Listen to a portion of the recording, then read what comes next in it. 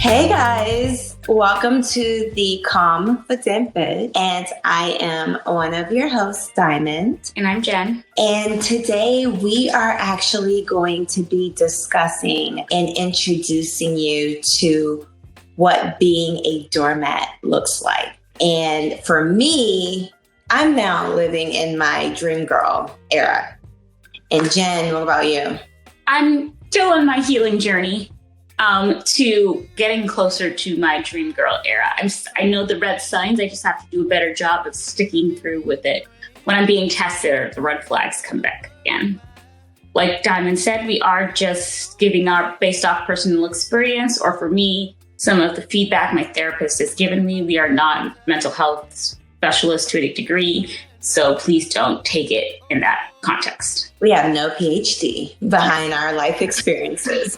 There are different scenarios and situations that will put you in the position of being a doormat. Most people think physical or sexual, and then that's where it stops.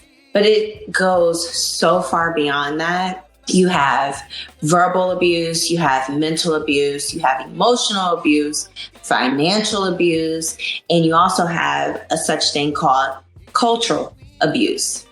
Me being a doormat comes from is mental and emotional abuse. And that's something that I've struggled with for so many years, from being really, really young all the way to my adult years. And it's just recent, I would say in the last 7 years, when I had my son, that the light bulb kind of just went off, and I realized that, okay, wait a minute, why do I feel like I'm walking on eggshells all the time? Why do I do this? And so I started just kind of doing some groundwork research and trying to identify what it is that I'm going through or been going through, and realizing, oh my gosh, I have been a subject to this such thing as mental and emotional abuse. Typically, emotional and verbal go hand in hand, but I won't say that I really have dealt with a whole lot of verbal abuse. It has definitely been a mental thing, and it has triggered my emotions, which has also triggered me suffering from anxiety. It affects my thought process throughout the day.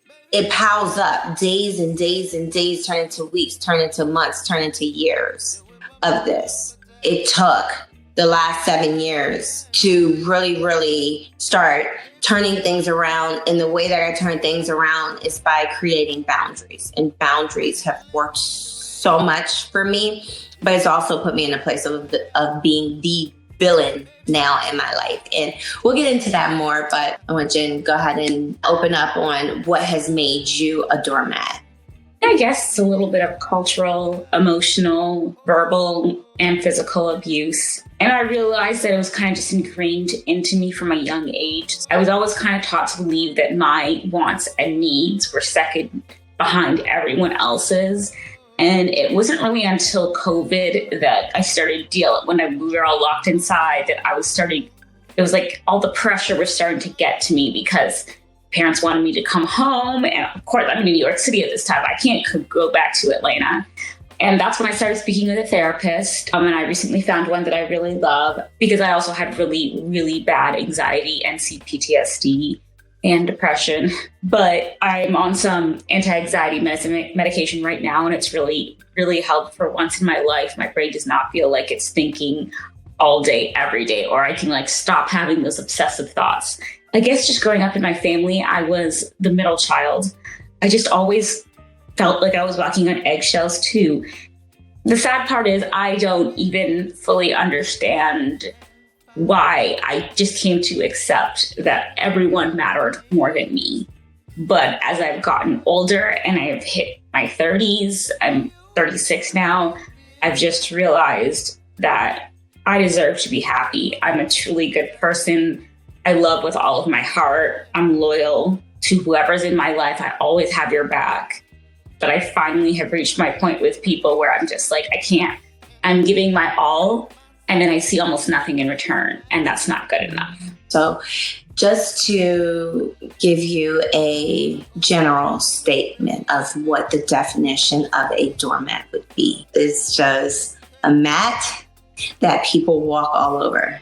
That is symbolic to you feeling like, in my life, I'm either a people pleaser that people take advantage of, or I'm a person who strays away from conflict.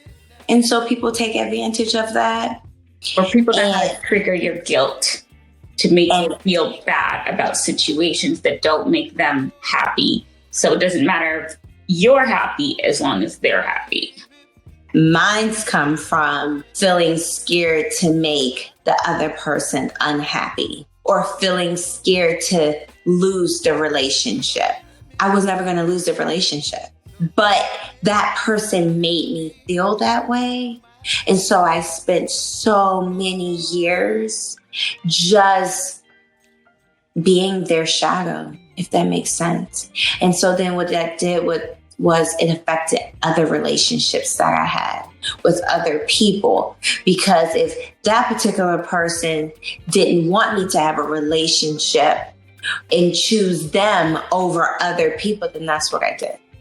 Yes, same here. And for me, it was always putting my needs on the back burner, or feeling like I needed to earn your love or someone's love. Whether it was a friendship, relationship, whatever it was, I needed to prove to you that I was worthy of love.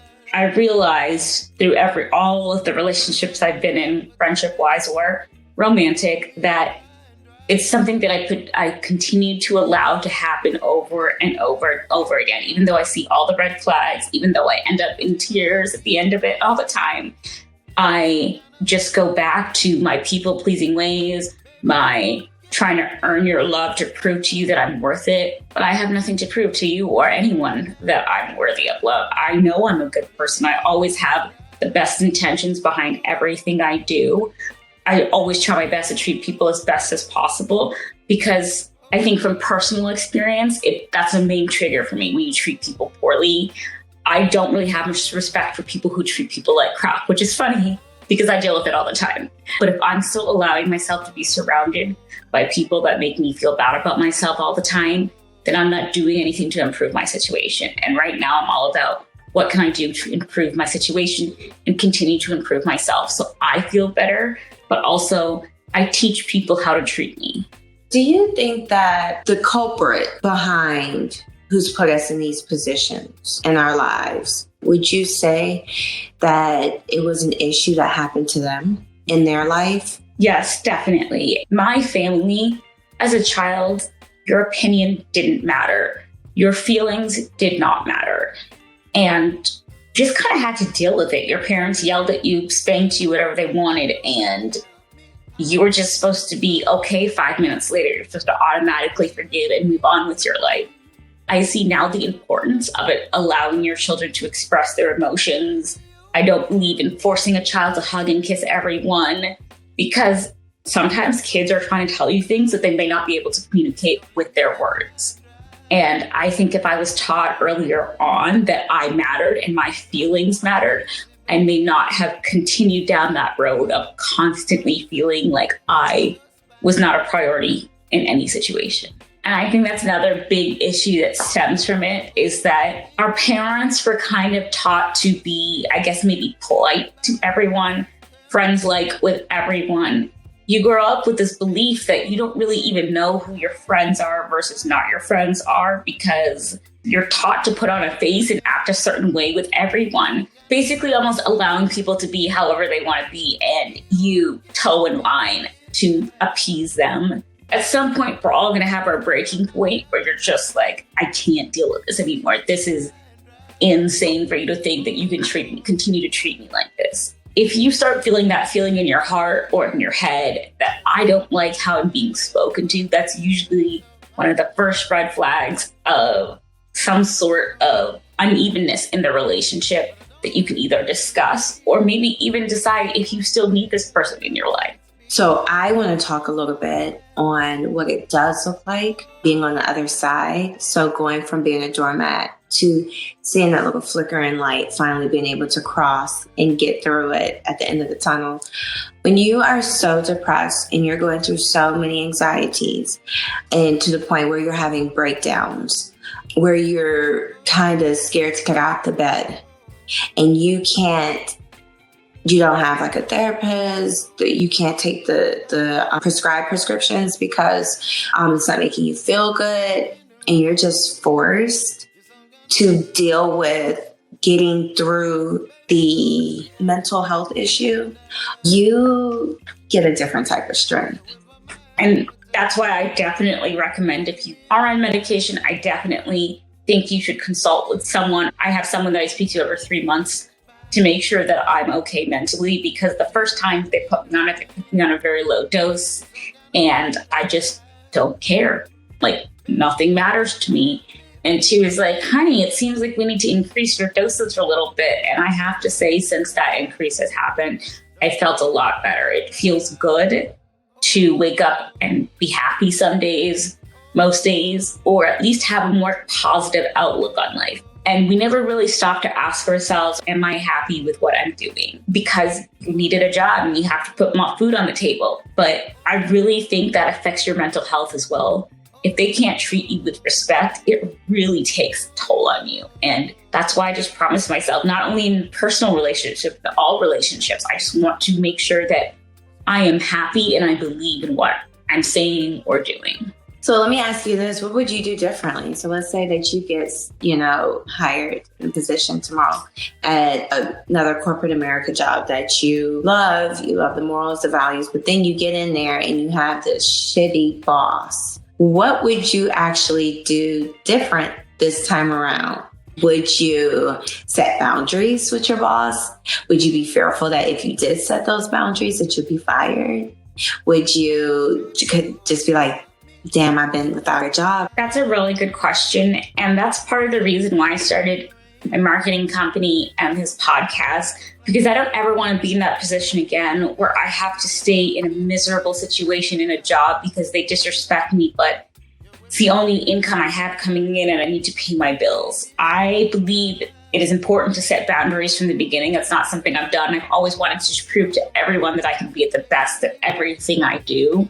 But the problem with always trying to be your best or do your best is that eventually you're going to hit a wall. You can't constantly improve from 100%. After you hit the 100%, you can't just keep going in terms of, or their expectations of you go higher. Like I had an old colleague who told me that everyone exceeds expectations in their quarterly review.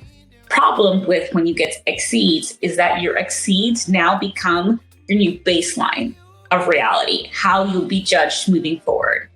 So I can see that now, because even at my old job, I went in 150, was super excited, wanted to show them I could learn everything really fast, do the work done well and correctly. And my colleague's like, dude, you came in too hard. You showed them you came in at 150%. He's like, I came in at 80. I'm just riding that wave. And maybe that's something I need to learn too, because I don't know how to not give my all the time. But at least I can learn now what's acceptable and not acceptable. Just because you're my boss does not mean you can speak to me in any way possible. I am an adult. You're an adult. Speak to me with some kind of respect and decorum. Would you speak to a client like this? If not, do not speak to me like that. Wow. I asked that because to your point, I'm an entrepreneur, so I deal with me. But I do deal with a lot of customers. And so customers teach you and they teach me. I'm the common denominator and I have to stay the same. So it doesn't matter what is going on in my life. I still have to show up to my job because I make or break the outcome, the success rate. Me too, all the time. But I think as someone who grew up mixed, I learned very quickly how to engage and be friends with everyone because I knew that I would have to change me a little bit to fit into the situation. But I also know there are certain things about me that I need to stick to. Like regulating your emotions is something you discuss a lot. There's always going to be people who don't like you, regardless of how nice or easygoing or you try to go with the flow as much as possible, people will always find a reason not to like you if they don't want to. Better to stick to your values and what you believe in. You just said something very profound, and it is, I've always tried to, or I've learned how to fit in the situation. That's my problem. I'm not fitting in the situation for the sake of if the situation isn't good. I can't do it. And I think it's because I literally speak up. And when I speak out, I just tell the truth. It is so hard for me to fake it for the sake of or to fit in. I've had a situation dealing with someone, in my personal life, family-wise, that I find has been disrespectful, dismissive, and disruptive to me. And I've had a talk with them. I thought that we got on a good path. We both agreed what our expectations behind our boundaries are. I thought after having that conversation that I know what works for you, what doesn't work for you. And so I'm going to treat you accordingly, right? Because for us to get along, we have to know one another's triggers. We have to know one another's buttons to not push. Our conversation must have went over their head and out the door. And then they tossed it so far where it was just like, I was just there for the sake of having a conversation with you, because they went right back to being their rude, disrespectful, dismissive, disregarding self. Now we have to be in one another's life, because it's family, it's part of family. I will not have a relationship with them. That is it. And I think a big part of the healing journey is, yes, it's one thing to recognize what triggers you, what your not strong points may be. Like for the fact that I'm a people pleaser, I'm an empath. But at the same time, I have to, at some point in time, take control of what I want to change about my life and actually start changing it. And some people will never get to that stage in life. They don't care, or they don't see it, or they don't want to see it. You just kind of have to have a distance, because something else my therapist taught me is that you can't just write everyone off that you don't get along with in your life. Some people you're just going to have to learn to suck it up and get along with them to a certain degree, because it might be required for you to have a relationship with them. If that person's going to be in your life forever, then to some degree you will have to learn to communicate with them. You know what? It's funny that you say that, because this is the first time I'm actually having to do that, because I just cut you off. I just write it off, and I'm just like, okay, we'll go back to being strangers, because this here, I'm not accepting in my life, not in my space. Now, you can go do that somewhere else where someone else will accept it, but I'm really a peaceful person. I just love situations that are just such a vibe and just so calm, peaceful, and everyone can just kind of, instead of dancing like super hard, just groove with the flow of things. Can't change people who don't want to learn and who don't want to do better. For me, I can be 60 years old and my 2 children are grown adults, have significant others, maybe a child or 2 or whatever. And I could have gone so long being one way. But if my children and my grandchildren correct me and they're just like, wait a minute, Mom, that's just not cool. You think that your way of talking to people is always in a form of disciplining them or telling them what they need to be doing or how they need to be doing things. And they're grown, got their own life, kids and stuff like that. If my children say like, come on, you have to now be mindful and respectful. And just because we're young adults, we're still keyword adults. Then I have to check myself, even at 50, 60 years old. I need to check myself if I want a relationship with them. And because you basically teach your kids how they are to be treated. And then later, when your kids may not want a relationship with you, you tend to blame it on the kid. But you're the one who raised them to tolerate everything they were tolerating. I had a game plan, and I believed in sticking to a game plan. You needed a game plan for everything. That's how things were always kept organized. I always knew what was going to be the next step ahead of me. But the problem with that in reality is you only have control over so much. Then you start to freak out when you start losing control. But sometimes I just need to do everything I possibly can in the right way to make sure that I've covered all my bases to protect myself. But at the same time, just let life unfold a little bit, because I've survived everything in life so far, right? I'm a survivor. We're all survivors.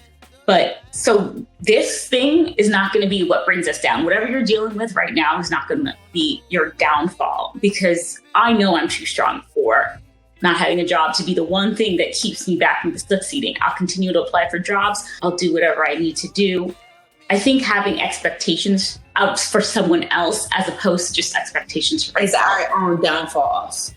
Yes. I think it's helped me to understand more my worth and my value. So you're basically saying that, and you're saying your therapist is like, the problem that we face is trying to change people or situations, but that's not our job. Yes. Also, another thing she taught me that was really smart was she was like, I try to force a lot of situations onto myself. I try to message that job to make sure I get that job continuously, force things along, force people to be my friends, be extra nice so people like me. But how has that benefited me in any way? At the end of the day, is that job that I fought for so hard? It's not about fighting for a job. There's a difference between fighting for a job and forcing stuff upon you. We don't have to just take the first option given to us, or we can find creative ways about going around things to get what we want. That makes a lot of sense. So taking your hands off the wheel. That has made a lot of sense for me. At the end of the day, I have two dependents. It's what I teach them that they will build a tolerance level for or not. And so for me, I was going through something, and my son, he was around me. I just randomly said to him, and this was in part of what I was going through. So mommy wants to teach you 2 words, and these are 2 words that I want you to remember. And the 2 words is validate and invalidate. And he's only 7 years old. And so I said to him, could you just kind of take a guess in what you think the word invalidate means? And his first guess was, it means mommy not to be validated. And I said, okay, but now do you know what validate means? And so, of course, he didn't. I just gave it to him in very simple, plain terms so that he could understand that in life, and even with mommy, if you feel a certain way about a situation, it is not for mommy to say to you, if mommy does something to you that hurts your feelings, it's not for mommy to tell you that your feelings are not hurt. If there was something in your little body that triggered you to feel hurt in any type of way of what mommy said, like, Princeton got a bad report today at school, so he can't have his iPad, that hurts his feelings because he just wants us to have that conversation in private. So that's just a general example of things that will hurt his feelings. I just needed to have a conversation with him. That's where he's trying to build trust within me, but I'm breaking that trust. If I don't correct that and keep that trust foundation between him and I, then he could grow up to be with someone who overtalks him. I don't care what you have to say. This is what I'm getting ready to go do and say. Or you told me don't say nothing, but I went and said something anyway. And That's a form of disrespect. That's something I had to learn too, about understanding that my emotions actually mattered. And if it makes me feel uncomfortable, that is telling me something that you are crossing the line in some sort of my boundaries that I don't appreciate. But the next thing I learned was writing down, thinking about, why is this hurting me so much? Is it hurting me because I feel insecure about something? Is it hurting me because it's a trigger from the past? Just because you're chilled, it doesn't mean that every day is going to be perfect. There's going to be days where you feel like absolute crap, but kind of force yourself to believe that you've been through everything else in your life and you could continue. But trusting your emotions, trusting your gut, trusting your intuition, I think is very important, especially when you're starting to set boundaries. Because if you feel uncomfortable, then yes, something is wrong there. And you need to figure out why you feel uncomfortable and what is wrong. So then you can communicate that properly to other people. Have you at least started your path? Because for every problem, Yes. we have to have a solution for every problem. Yes. Like I said, for me, my solution to me being a doormat was, okay, time to set boundaries. It's time for them to start speaking up and no longer second guessing every single thing in my life. I'm definitely on my healing journey, and I definitely think part of it kind of came up because once I started to hit my 30s and I'm like, I'm not happy, I want to be happy. And I think it was my cousin that's like, dude, you're an adult. Like, if you want to be happy, be happy. And I'm like, but what about my parents? What about this? What about, she's like, stop worrying about the entire world. You are an adult. You pay your own bills. No one does anything for you.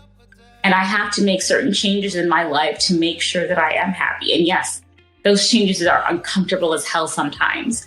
And it hurts because you do have to sometimes remove people from your life that you want to be part of your life.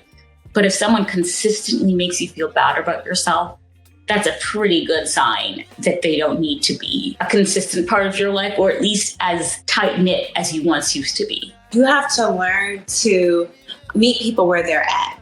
And if you've really just outgrown where you used to be and those people are still there and they continue to bring you down, even if they're family, I mean, look, the situation that I explained a little bit earlier, this particular person will be in my life because we are, in a sense, family. But I just know to the degree of a relationship that I will have with them and that I won't. It will just be extremely casual. Hi, bye, let's talk about the weather, but nothing else. I don't want them in that I don't want them that close to me the way that they once were. They have lost my trust. When you lose my trust, then it's really hard to regain. You know, people always say, oh, forgive. I think that you should forgive for yourself. Yes. Sorry to cut you off, but I actually watched a TikTok video the other day where the guy talks about loving ourselves, forgiving other people, and forgiving ourselves. We have to learn to more accept what has happened and stop blaming ourselves for situations. But at the time, that was our coping mechanism. That was how we were able to process the situation and survive. So like even with some of my friends that I've had for like 10, 15 years right now, I'm starting to understand that I'm in a position where I want to grow and change as a person. They still want to be the same people they were 10, 15 years ago. And I can't force them to change that. They have to decide that for themselves. So unfortunately, that's kind of part of letting go, is understanding that you can't force anyone to change. They have to want to do that all by themselves. Right.